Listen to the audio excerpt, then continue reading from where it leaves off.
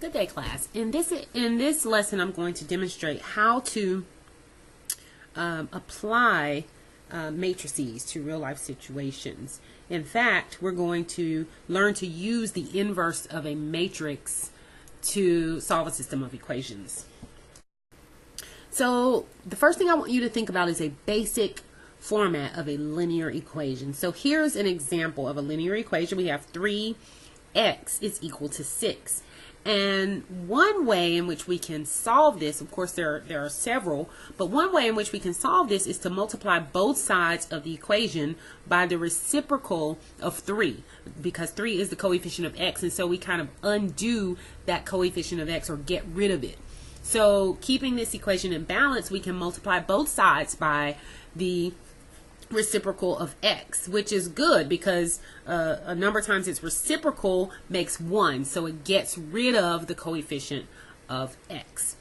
And so that leaves us on the right side, on the left side with just x, and on the right side with 6 times 1/3, which is the same as 2.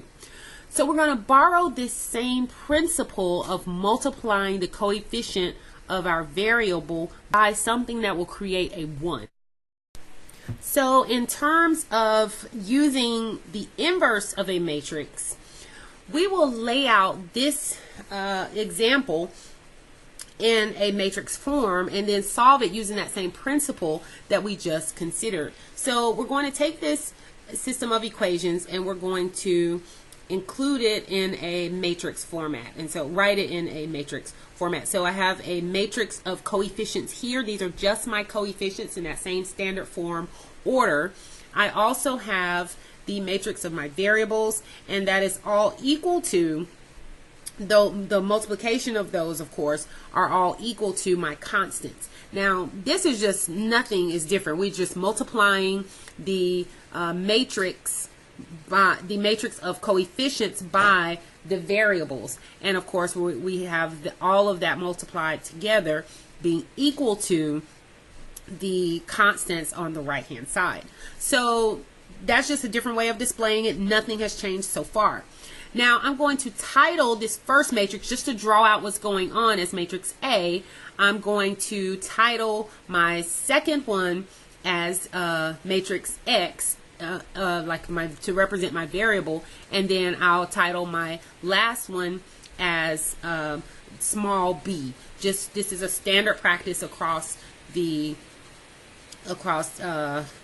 solving matrices using solving a system of equations using matrices. So now, just based on what we have here, we have a times x is equal to b, and so this is very similar to the previous example that we worked on, which was 3x is equal to 6. Very same thing. So in order to get x by itself, we need to multiply a, the coefficient of x, by something that will create a 1. Of course, we've learned in previous lessons that multiplying a matrix by the inverse of itself will create that, will give us that identity matrix, or multiplying this matrix A by the inverse of itself will create a 1.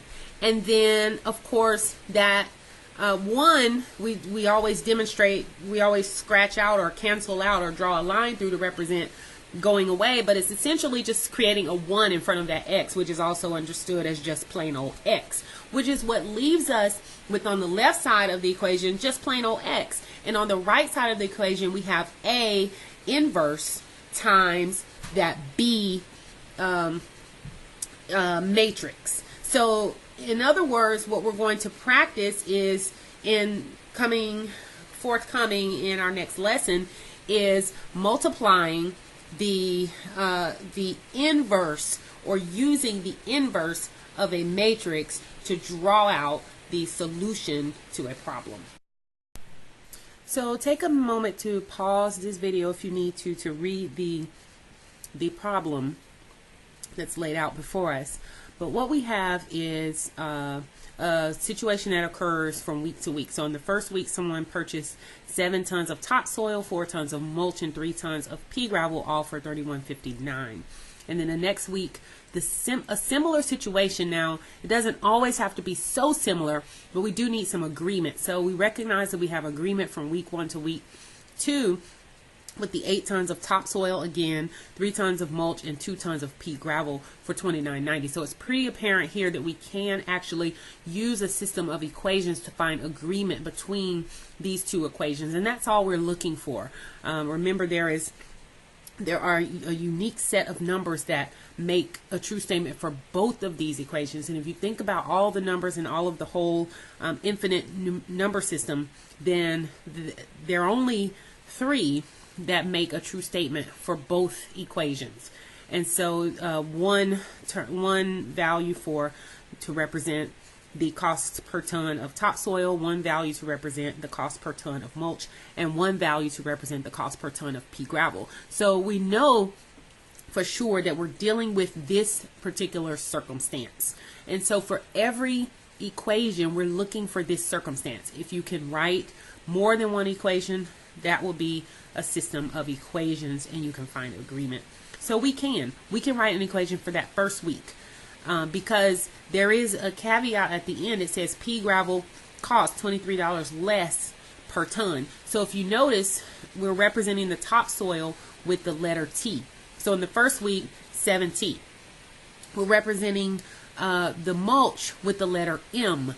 And so the first week is 4M. And then we're representing the pea gravel in terms of topsoil, like a spin on topsoil. It would be like topsoil minus 23.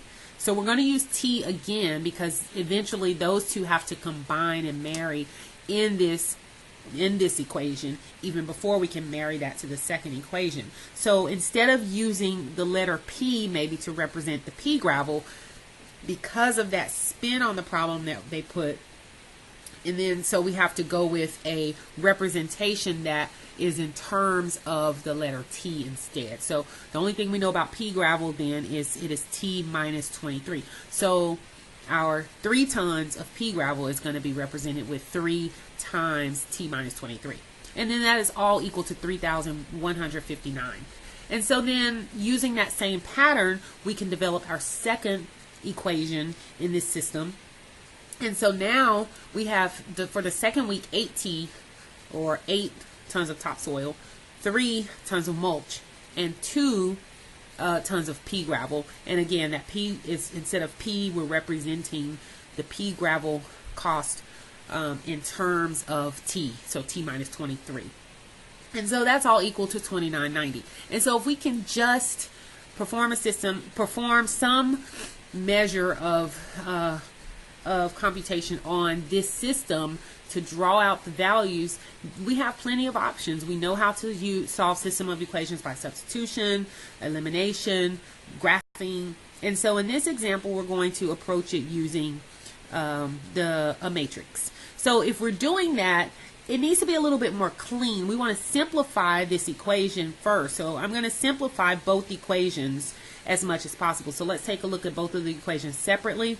And then we just, based on your algebra, we narrow those down. We're going to distribute that 3 throughout that parentheses. Then we'll get that 69 over there on the other side. We'll add it to both sides. And now we can combine like terms both on the left and the right side of the equation. So now we have a new, more simple equation. 10T plus 4M is equal to 3,128.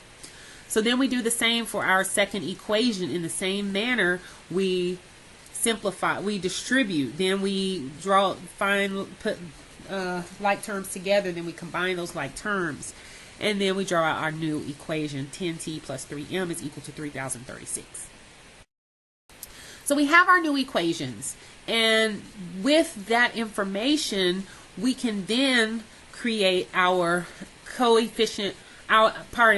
our matrix of coefficients. So we're taking all of the coefficients and laying them out in a matrix pattern, very much like they lay out in the standard form of an equation that we have here. So we have the 10 that we've used for element row 1, column 1, the 4 in row 1, column 2, and then the second equation, we have 10 in row 2, column 1, and then the 3 in row 2, column 2. And so it just lays out very much the way we have our equation if it's in standard form.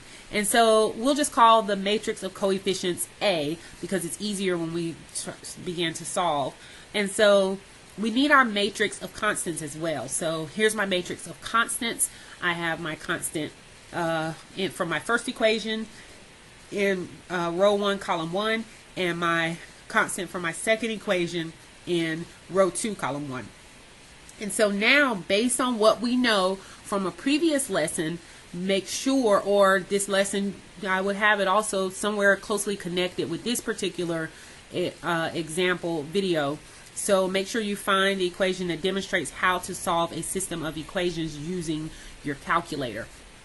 And so we need to use the knowledge of writing the inverse of the matrix A multiplied by the matrix B. And so that will draw out your solutions. And you have to know what those solutions represent.